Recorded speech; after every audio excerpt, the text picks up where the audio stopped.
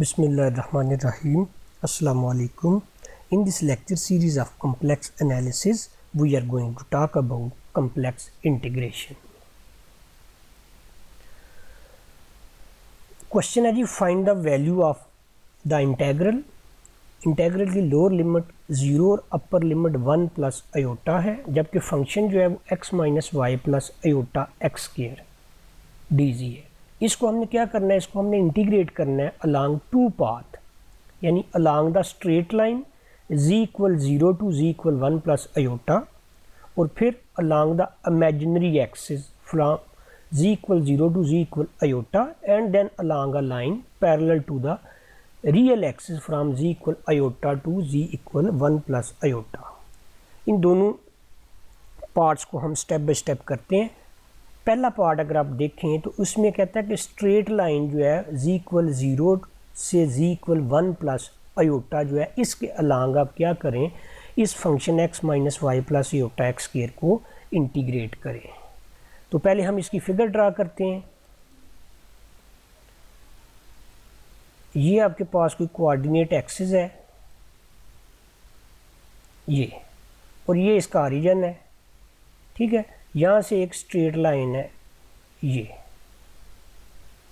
आपके पास जो है वो 1 है, और ये इमेजिनरी एक्सिस पे आयोटा है, ठीक है। तो ये पॉइंट फिर बनना आपका 1 प्लस आयोटा। ये वो लाइन है जिसके अलांग आपने क्या करना है, इंटीग्रल फाइंड करना है। अगर आप इसको ओ कह लें ओरिजिन, और इस फाइनल पॉइंट को आप क्या कह लें, ए कह लें, ठीक है। अब देखें, हमने फंक्शन लिख लिया, तो इस लाइन के अलांग हमने इसका इंटीग्रल फाइंड करना है। क्योंकि लाइन इंटीग्रेशन हम कर रहे हैं, तो करना हमें क्या है, जस्ट हमें सबसे पहले इस 2 वेरिएबल फंक्शन को सिंगल वेरिएबल फंक्शन में कन्वर्ट करना है। तो देखें, ये जो ओ है इसके कोऑर्डिनेट्स हैं ओरिजिन के 0 0, और ये जो ए है इसके कोऑर्डिनेट्स हैं 1 1, क्योंकि इसमें रियल एक्सिस में भी 1 है और इमेजिनरी एक्सिस में भी यूनिट जो है वो 1 है, ठीक है। तो इसके दोनों कंपोनेंट जो है 1 1 है, इसके दोनों कंपोनेंट जो है वो 0 0 है। अगर देखा जाए तो ये आपके पास लाइन जो है इसकी इक्वेशन बनती है y इक्वल टू एक्स, क्योंकि जब x 0 था तो y भी 0 है, जब x 1 है तो y भी 1 है, ठीक है। इसी तरह से जब x 0.5 होगा तो y भी 0.5 होगा। तो जो x की वैल्यू आ रही है उसके बदले आपको y की वैल्यू वही मिल रही है। तो इक्वेशन ऑफ द लाइन होगी y इक्वल टू एक्स होगी। अदरवाइज आप इसे चेक कर सकते हैं। चेक कैसे करते हैं, इक्वेशन ऑफ लाइन OA हम चेक करेंगे, तो उसके लिए फार्मूला होता है y minus y one equal to y two minus y one by x2 minus x1 into x minus x1। अब इसमें y और x जो है ये तो दोनों आपके वेरिएबल है। ये जो y2 y1 या x2 x1 है, ये आपने कंपोनेंट लेने हैं। अगर आप ये O के जो कंपोनेंट है इनको x1 y1 कह लें, और A के कंपोनेंट को आप x2 y2 कह लें, तो इनकी वैल्यूज़ जो हैं वो आप यहाँ पे सब्स्टिट्यूट करेंगे तो आपको इक्वेशन ऑफ द लाइन मिल जाएगी। तो यहाँ देखें, अब सेकंड पार्ट जो है इसमें है कि पहले नंबर पे क्या करें, आप अलोंग द इमेजिनरी एक्सिस चलें, यानी y एक्सिस के अलोंग चलें, z equal 0 to z equal iota तक, उसके बाद and then along a line parallel to real axis, फिर उस लाइन के पैरेलल चलें, यानी ऐसी लाइन ड्रा करें जो पैरेलल हो x एक्सिस की, और वो आपने कहाँ से कहाँ तक जानना है, z इक्वल आयोटा से z इक्वल 1 प्लस आयोटा। ये भी हम ड्रा करते हैं। ये पहले नंबर पे हमने कोऑर्डिनेट एक्सिस ड्रा की है, ये ओरिजिन है। यहाँ से हमने जानना है कहाँ तक, ये है ना इमेजिनरी एक्सिस, ये हमने जानना है आयोटा तक। मसलन ये आयोटा है आपका, ठीक है। अब ये फर्स्ट पार्ट जो है, फर्स्ट पार्ट में कह रहा है कि आपने क्या करना है, along the imaginary axis from z equal 0 to z equal iota. तो ये z 0 था, ये z आयोटा, ये हम चले गए इस पे। इसके बाद इस पॉइंट से पैरेलल टू एक्स एक्सिस यानी z इक्वल आयोटा से z इक्वल 1 प्लस आयोटा तक चलना है। यहाँ से हमने एक्स एक्सिस के पैरेलल ऐसे चलना है, कहाँ तक जाना है 1 प्लस आयोटा तक। तो ये होगा सेकंड कंटूर। अगर आप इस पॉइंट को 1 कह लें तो ये पॉइंट आपके पास बनेगा 1 प्लस आयोटा। ठीक है, तो कंटूर आपका पहले ये है, उसके बाद आपने ऐसे चलना है। ये टोटल है आपका कंटूर। लेकिन इसको भी देखें, हम दो कंटूर में डिस्ट्रीब्यूट कर सकते हैं। पहले हम यहाँ से यहाँ तक चलते हैं, फिर यहाँ से हम यहाँ तक चले जाएंगे। अगर हम इनको नाम दे लें तो इसका नाम तो हमने ओ रख लिया हुआ है, इसको हम ए कह लेते हैं और इसको बी कह लेते हैं। वैसे हमने करना क्या, हमने चलना है अलांग ओ ए बी। लेकिन पहले नंबर पे हम क्या करेंगे, अलांग ओ ए फाइंड कर लेंगे, उसके बाद अलांग ए बी फाइंड कर लेंगे। ओ ए और ए बी के अलांग जो दोनों आपको इंटेग्रल मिले होंगे, उन दोनों का सम आप करेंगे तो आपको इंटेग्रल की वैल्यू मिल जाएगी along the contour O A B. Okay, अब देखें ज़रा, ये हमारे पास टोटल कंटूर था जो कि स्टेटमेंट के मुताबिक हमने लिख लिया ओ ए बी। ये फंक्शन हमने लिखा, इसको हमने क्या किया, पहले डिस्ट्रीब्यूट किया ओ ए में, ये लिख लिया। उसके बाद इसको डिस्ट्रीब्यूट किया हमने ए बी में, तो ये लिख लिया। अब पहले हम integral along O A find कर लेते हैं। Z x plus iota y d z d x plus iota d Y.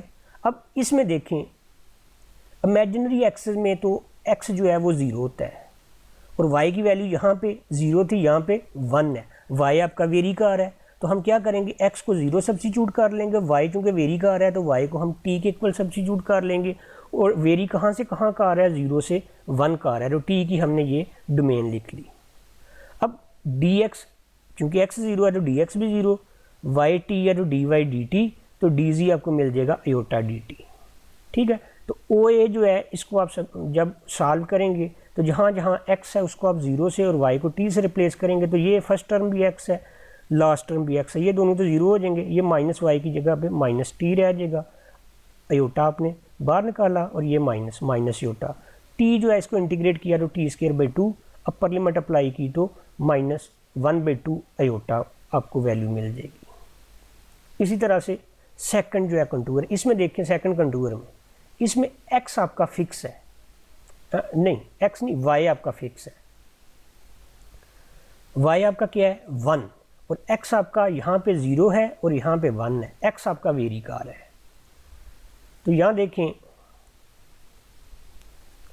ये हमने x t लिख लिया, y जो है वो आपका फिक्स था 1, उसके इक्वल लिख लिया। और t की लिमिट जो है, x जो है वेरी कहाँ से कहाँ तक का आ रहा है, 0 से 1 का आ रहा है। तो क्योंकि x को हमने t लिया हुआ है इसलिए t जो है वो 0 से 1 वेरी का आ रहा है। उसी तरह से डिफरेंशिएट किया, dx equal to D T, D Y equal to 0, तो dz आपने फाइंड कर लिया, dt मिला। अब जब हमने dz मालूम कर लिया, dz आपको मिला है dt, फंक्शन के में वैल्यू सब्स्टिट्यूट की, जहाँ जहाँ पे x है उसको t से और y को 1 से रिप्लेस किया, तो आपको ये फंक्शन मिल गया। इसको इंटीग्रेट किया तो t²/2 minus t plus Yotta t³/3, upper limit apply की तो इससे आपको मिलेगी 1/2 माइनस 1 प्लस एयोटा 1/3। 1/2 माइनस 1 ये -1/2 और प्लस एयोटा बाई 3 रह जाएगा। ये आपको इंटेग्रल मिला है अलांग ए बी के, और ओ ए के अलांग आप पिछली स्लाइड में फाइंड कर चुके हुए थे जो कि -योटा/2 था। अब इन दोनों का सम हमें मिल जाएगा अलांग ओ ए बी के। तो ये दोनों लिखे, इन दोनों की वैल्यूज़ -योटा/2 ओ ए के अलांग और -1/2 प्लस योटा/3 ए बी के अलांग, इन दोनों का सम किया तो हमें मिला -3 प्लस योटा/6। ये था इसका सेकंड पार्ट। अब अगला क्वेश्चन देखें जी, उसने एक कंटूर दिया हुआ है जो कि स्मूथ कर्व होती है। स्मूथ कर्व आपको पता है कि ऐसी कर्व जो कि डिफरेंशिएबल होती है, कंटिन्यूस होती है और किसी भी पॉइंट पे जो फर्स्ट डेरिवेटिव है उसकी वैल्यू जो है वो 0 नहीं होती। तो सी कोई स्मूथ कर्व है और फंक्शन जो है वो रियल पार्ट ऑफ जी है। इसको आपने स्मूथ कर्व के अलांग जो है वो इंटीग्रेट करना है। अब सी है क्या, कहता है सी डिनोट कर रहा है यूनिट सर्कल को described in the positive direction from z = 0 to z = 0, यानी जिसका एंड पॉइंट और स्टार्टिंग पॉइंट सेम हो, यानी क्लोज्ड कर्व जो है, और कर्व है क्या, वो यूनिट सर्कल है। यूनिट सर्कल मीन ऐसा सर्कल जिसका रेडियस जो है वो 1 है। तो सी चूँकि एक यूनिट सर्कल है, तो यूनिट सर्कल के लिए हम इसको पैरामीट्रिक फॉर्म में लिखते हैं z इक्वल टू ई की पावर एयोटा थीटा। अब ई की पावर एयोटा थीटा जो है वो cos theta plus aorta sine theta के इक्वल होता है। तो डी जब हम फाइंड करेंगे तो ये एक्सपोनेंशियल फंक्शन है, तो ये मिल जाएगा आपको एयोटा ई की power aorta theta d theta, और चूँकि सर्कल है तो थीटा की लिमिट जो है वो 0 से 2 पाई होगी। अगर आप इसको भी ड्रा करें तो इस तरह से आप यूनिट सर्कल को ड्रा कर सकते हैं।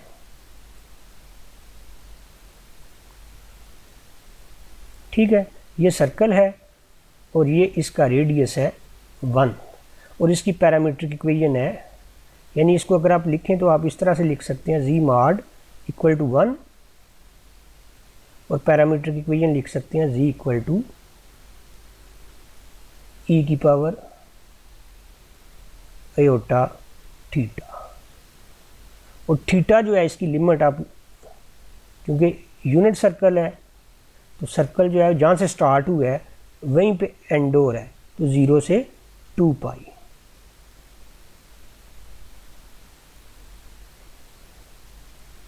ये मसलन यहाँ से स्टार्ट किया है ना z इक्वल 1, तो इधर ही वापस उसी पॉइंट पे आ रहा है, तो ये क्लोज्ड फिगर बन गई है। अब z जो है ये आपके पास cos theta plus aorta sine theta, जबकि जो फंक्शन है वो रियल पार्ट ऑफ z है, तो इसमें से रियल पार्ट आपको क्या मिला फिर, cos थीटा। तो ये आपने इंटेग्रल लिखा, इंटेग्रल की लिमिट जो है वो आपको पता चल गई है 0 से 2 पाई है। cos यानी रियल पार्ट ऑफ z जो है वो आपको cos थीटा मिल चुका हुआ है, और डी जो है वो एयोटा ई की power aorta theta d theta मिला हुआ है। एयोटा को बाहर निकाला तो cos थीटा इंटू ई की पावर एयोटा थीटा को हम cos theta plus aorta sine theta लिख सकते हैं। दोनों को मल्टीप्लाई किया तो cos के theta plus aorta cos theta sine theta d theta. इसके बाद एयोटा तो हमने बाहर निकाला हुआ है, 0 से 2 पाई cos के थीटा माइनस एयोटा स्केयर 0 से 2 पाई cos थीटा साइन थीटा। क्योंकि एयोटा जो है ये हमने बाहर निकाला हुआ था ना, ये इसके साथ जब मल्टीप्लाई होगा तो एयोटा स्केयर बन जाएगा। तो इस वजह से अब cos के थीटा जो है इसको हम डबल एंगल में लिखें तो 1 प्लस cos 2 थीटा बाई 2 लिखा जा सकता है। इसी तरह से इसको भी हम डबल एंगल में लिखना चाहें तो हम इसे क्या करेंगे, 2 से मल्टीप्लाई और डिवाइड करेंगे। अब एयोटा स्क्वायर जाइए तो -1 बन जाएगा, तो 2 से मल्टीप्लाई और डिवाइड किया तो 1/2 into 2 cos theta sine theta, ये भी आपको मिल जाएगा sin 2 थीटा, ये जो है। और इसको जब आप इंटीग्रेट करेंगे sin 2 थीटा को, तो आपको इसकी इंटीग्रेशन मिलेगी माइनस cos 2 थीटा बाई 2, ये हमने डायरेक्ट लिख ली इसकी इंटीग्रेशन जो है। इसी तरह से इसकी इंटीग्रेशन आपको मिलेगी, दोनों को 2 पे डिवाइड कर लें तो 1 की इंटीग्रेशन थीटा बाई 2, और cos 2 थीटा जो है इसकी इंटीग्रेशन sin 2 थीटा बाई 2 आएगी, और ये 2 साथ मिलके बन जाएगा 4। अपर लिमिट और लोअर लिमिट अप्लाई की, तो अपर लिमिट जब अप्लाई की तो 2 pi by 2 plus sign 4 pi by 4 minus theta में जब 0 अप्लाई करेंगे तो ये भी 0, और साइन में जब 0 अप्लाई करेंगे ये भी 0। फर्स्ट टर्म में तो 0 अप्लाई करने से कोई फ़ायदा नहीं होगा, प्लस 1/2 इसमें cos 2 थीटा है तो पाई थीटा को अपने 2 पाई से रिप्लेस करना, ये cos 4 पाई बाई 2 बन जाएगा माइनस cos 0/2। ये जो है 1/2, ये भी 1/2 दरम्यान में माइनस है, तो ये दोनों तो कैंसिल हो जाएंगे, सिर्फ ये फर्स्ट टर्म आपके पास रह जाएगी अयोटा इंटू ये रह जाएगा पाई, और ये तो वैसे ही साइन 4 पाई जो है वो 0 है, अयोटा पाई, और यहाँ से ये 1/2 इंटू 1/2 माइनस 1/2, ये दोनों 0 आ जाएंगे, ये सारा एलिमिनेट हो जाएगा, आपके पास सिर्फ रह जाएगा अयोटा पाई इसका रिजल्ट। इसी तरह से एक क्वेश्चन और है कि 0 से 1 plus iota z minus 1 dz on the curve y equal to x square. इसमें उसने कर्व बता दी है कि कर्व जो है वो आपने जो यूज़ करनी है y equal to x square करनी है, यानी जहाँ जहाँ पे आपके पास y आएगा उसको आपने क्या करना है, एक्स स्केयर से रिप्लेस करना है। तो z चूँकि z तो 2 वेरिएबल होता है x प्लस एयोटा y की फॉर्म में, इस वजह से ये जब y को आप एक्स स्केयर से रिप्लेस करेंगे तो z सारे का सारा x में चला जाएगा। x में जब चला जाएगा तो ये 0, x की वैल्यू भी 0 है, y की वैल्यू भी 0 है, लेकिन यहाँ पे x की 1 है और y की जो है वो भी 1 है। तो आपने चूँकि फंक्शन x में कन्वर्ट कर लिया होगा, इस वजह से आप लिमिट जो है वो भी x की ही लिखेंगे 0 से 1। अब z देख लें पहले, x plus Yotta y, y जो है वो आपका x स्क्वायर के इक्वल है, तो dy आपको मिलेगा 2x के इक्वल, तो dz मिलेगा dx प्लस योटा dy, यानी dx प्लस योटा और dy 2x dx। ठीक है, ये dy मिलना था आपको 2x dx, और यहाँ से dx कॉमन किया तो 1 प्लस 2 अयोटा x dx मिल जाएगा। अब हमने वो फंक्शन लिया, उसमें क्या किया, क्योंकि आपका सारे का सारा फंक्शन जो है वो x में चला गया, तो लिमिट भी हमने x वाली लगाई, फिर 0 से 1, ये फर्स्ट वाली जो है। ठीक है, z जो है वो आपको मिल चुका है x plus Yotta x square, तो ये z था, इसे हम x plus Yotta x square लिख लेंगे -1, और dz आपको मिला है 1 प्लस 2 अयोटा एक्स dx। दोनों को मल्टीप्लाई किया तो ये टर्म्स आपको मिलेंगी। इनमें से अगर कोई एलिमिनेट होती है तो एलिमिनेट कर लें, वरना हम क्या करेंगे, इनको इंटीग्रेट करेंगे। ये पहले हमने इनको डिसेंडिंग आर्डर में लिख लिया, इसके बाद हम इनको इंटीग्रेट करते हैं। एक्स क्यूब जो है ये x4/4 आएगा, लेकिन ये 2 से कैंसिल होकर -x4/2 रह जाएगा। इसको भी जब हम इंटीग्रेट करेंगे तो x³ आएगा, वो 3 से कैंसिल हो जाएगा, तो एयोटा x³ रह जाएगा, प्लस 1 - 2 एयोटा, ये x जो है इसको हम x² लिख लेंगे, और इस 1 को -x। अब सब में x आ रहा है तो 0 अप्लाई करने का तो फ़ायदा कोई नहीं होगा, 1 अप्लाई करेंगे तो -1/2 प्लस एयोटा प्लस 1 - 2 एयोटा/2 -1। ठीक है, और -0 जो है तमाम के लिए जब 0 अप्लाई करेंगे, इनमें से देखें ये -1/2 और -1, ये -3/2 बन जाएगा। उसके बाद यहाँ से आपको एक मिलेगा 1/2, वो ये लिख लिया, ये प्लस एयोटा, और यहाँ से आपको ये -2 एयोटा/2, 2 से कैंसिल माइनस एयोटा मिल जाएगा, माइनस एयोटा प्लस एयोटा से कैंसिल हो जाएगा, -3/2 प्लस 1/2, इन दोनों को जब सॉल्व करेंगे तो आपको रिजल्ट मिलेगा -1। इसी तरह से एक और क्वेश्चन हमने डिस्कस किया यहाँ, ये जैसे हमने एक प्रॉपर्टी भी देखी थी पीछे, प्रॉपर्टी नंबर 4 थी या 5 थी। उसमें क्या था कि अगर आपके पास लाइन इंटेग्रल का मॉड हो तो वो लेस देन और इक्वल टू ml होता है, और m उसमें फंक्शन का मॉड होता है, और l जो है वो कंटूर की लेंथ होती है। तो इसमें ये देखें, ये आपको एक इंटेग्रल दिया गया, लाइन इंटेग्रल कहता है, इसका मॉड जो है फाइंड करें, लेस देन और इक्वल टू पाई होता है, where c is a semi circle, और z जो है ये plus minus iota as end of the diameter है। यानी जो आपके पास कंटूर बनेगा वो कुछ इस तरह से होगा, सेमी सर्कल होगा, और जिसके एंड पॉइंट जो है वो ये माइनस एयोटा और ये प्लस एयोटा, ये होंगे। ठीक है, ये है वो सेमी सर्कल आपके पास। तो ये हमने वो प्रॉपर्टी पहले लिख ली कि if c is a continuous curve, तो कंटिन्यूस कर्व तो है आपके पास c जो है semi circle, and f of z is defined at each point of c, और f ऑफ z जो है ये x² प्लस योटा y², ये क्योंकि ये कंटिन्यूस है तो इसके हर एक पॉइंट पे ये डिफाइंड भी है। कोई ऐसा पॉइंट इस सेमी सर्कल का नहीं है जिस पे x² प्लस योटा y² की वैल्यू जो है वो अनडिफाइंड आ जाए, तो ये f ऑफ z इस पे डिफाइंड भी है। देन क्या होगा, फिर इसके लाइन इंटेग्रल का जो मॉड है वो less than equal to ml होगा, जिसमें m जो है वो फंक्शन का मॉड होगा और l जो है वो length of the contour c होगी। तो हम क्या करेंगे, जस्ट इसको हम इससे रिप्लेस कर देंगे। यानी हमें दो चीज़ें फाइंड करनी है, एक m फाइंड करना है, एक l फाइंड करना है। अब m फाइंड करने के लिए हमें फंक्शन पहले चाहिए, फंक्शन है आपके पास x² प्लस योटा y², ये हमने लिख लिया f of z equal x² plus iota y²। फिर हमें इसका मॉड चाहिए, तो f of z mod equal to x4 plus y4 under root, ये m आपको मिल गया। Since z equal to plus minus iota as end of the diameter, ये डायामीटर के एंड हैं। इस पे अगर देखा जाए इस इमेजिनरी एक्सिस पे, तो x की वैल्यू क्या है 0 और y की वैल्यू क्या है 1। ठीक है, तो इसमें जब हम सब्स्टिट्यूट करेंगे x को 0 और y को 1, तो आपको m जो है उसकी वैल्यू क्या मिल जाएगी 1। दूसरी चीज़ हमें चाहिए l, जो कि लेंथ ऑफ द कंटूर होती है। अब कंटूर आपके पास सेमी सर्कल है, आपको पता है फुल सर्कल जो है उसकी लेंथ क्या होती है, उसका यानी सर्कमफेरेंस वो होता है 2 पाई आर।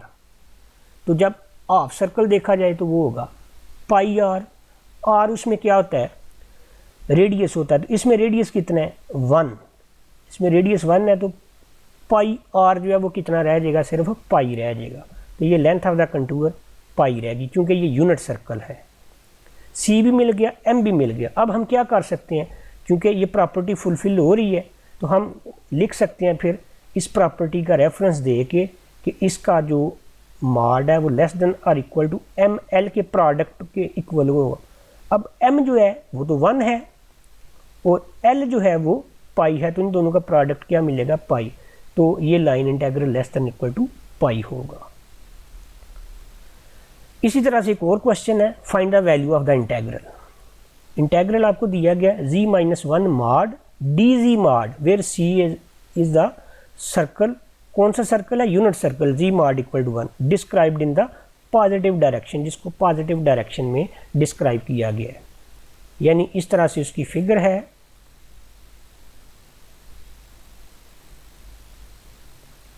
ये है और इसका रेडियस 1 है, z मॉड इक्वल टू 1। तो इसकी पैरामीट्रिक इक्वेशन हम पीछे लिख चुके हैं वैसे, z इक्वल टू e की पावर आयोटा थीटा, और थीटा जो है वो आपका क्या होगा 0 से 2 पाई। ठीक है, तो ये हमने फिर z लिख लिए, इसकी जो पैरामीट्रिक इक्वेशन है e की पावर आयोटा थीटा। इसको अगर हम इस तरह से लिखें तो ये आलर फंक्शन है, तो इसको cos theta plus iota sine theta लिखा जा सकता है। हमें क्या चाहिए, z-1 मॉड चाहिए। अब z जो है वो आपके पास है cos theta plus iota sine theta. इसमें से जब 1 को माइनस करेंगे तो cos थीटा रियल है, रियल में से ये -1 रियल माइनस होगा, तो ये cos थीटा -1 लिख लेंगे। इमेजिनरी इसमें कौन सा है, आयोटा साइन थीटा, इसको हमने अलग लिख लिया। अब इसका मॉड जब लेते हैं तो कम्प्लेक्स नंबर का मॉड आपको पता है, हम रियल कंपोनेंट होता है उसका स्केयर और इमेजिनरी पार्ट जो है उसका स्केयर करते हैं, दोनों का सम करते हैं और स्केयर रूट ले लेते हैं। तो फिर हम क्या करेंगे, cos थीटा -1 इसका स्केयर, साइन थीटा का स्केयर, दोनों का सम और स्केयर रूट, ये हमें इसका मॉड मिल गया।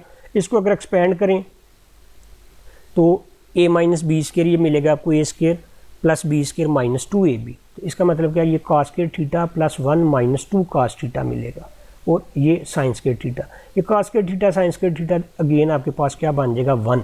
तो 1 प्लस 1 क्या मिला 2, 2 माइनस 2 cos थीटा। 2 दोनों में से कॉमन किया तो 1 माइनस cos थीटा रह गया। अब इस 2 को हमने बाहर निकाल लिया तो √2 माइनस cos थीटा रह गया। z-1 मॉड जो है ये आपको मिल गया √2 मॉड, और 1 माइनस cos थीटा को हम हाफ एंगल की फॉर्म में लिख सकते हैं 2 साइन स्केयर थीटा बाई 2। इसका जब आपने स्केयर रूट, ये √2 और ये √2 ये दोनों 2 बन जाएंगे, और साइन स्केयर जो है इसका स्केयर रूट कैंसिल होकर साइन थीटा बाई 2 रह जाएगा। क्योंकि z आपके पास e की पावर आयोटा थीटा है और z ये है, तो dz आपको फाइंड करना। अब dz इसका डिफरेंशियल लेंगे तो मिलेगा आपको minus sine theta plus iota cos theta d theta. जब मॉड लेंगे तो मॉड में ये इसके साथ वैसे माइनस आ रही है क्योंकि cos थीटा का जो डेरिवेटिव है वो माइनस साइन होता है। तो माइनस साइन का जब आप स्केयर लेंगे तो वो साइन स्केयर बन जाएगा, sine square theta d theta square plus imaginary part का square cos square theta d theta square. तो दोनों में से डी थीटा स्केयर को कॉमन किया, स्केयर रूट की वजह से जब बाहर निकलेगा तो डी थीटा ही रह जाएगा, और sign square theta plus cos square theta जो है वो 1 रह जाएगा। तो डी जी मॉड आपको क्या मिल जाएगा, डी थीटा। अब इन दोनों की वैल्यू देखें आपने, z-1 मॉड भी आपने फाइंड कर लिया, dz मॉड भी आपने फाइंड कर लिया। इन दोनों की वैल्यूज़ अब आप यहाँ पे लगाएंगे, इंटेग्रल की अपर लिमिट और लोअर लिमिट लगाएंगे तो आप इसको इजीली इंटीग्रेट कर लेंगे। तो ये देखें, ये हमने वो फंक्शन लिखा इसमें क्योंकि आपके पास जो कंटूर था वो यूनिट सर्कल था जिसकी लिमिट 0 से 2 पाई थी, और z-1 मॉड आपको मिला था 2 साइन थीटा बाई 2, और dz मॉड आपको मिला था d थीटा। इसको आपने इंटीग्रेट करना है, ये 2 तो बाहर निकाल लिया, साइन थीटा बाई 2 इसकी इंटीग्रेशन आपको मिलेगी -2 cos थीटा बाई 2। वैसे तो मिलनी थी -cos थीटा बाई 2 बाय 1/2, और वो जो बाय 1/2 आएगा वो ये 2 आ जाता है। अब जब हमने ये लिमिट अप्लाई की तो ये -2 मल्टीप्लाई 2 -4 कॉज थीटा को 2 पाई से रिप्लेस किया तो 2 पाई बाई 2 कॉज पाई रह जाएगा, माइनस जब थीटा को 0 से रिप्लेस किया तो कॉज 0। अब -4 कॉज पाई -1 और माइनस कॉज 0 ये भी -1 -2 मल्टीप्लाई -4 ये क्या बन जाएगा +8। I hope you understand well. Please comment me. अल्लाह हाफिज़।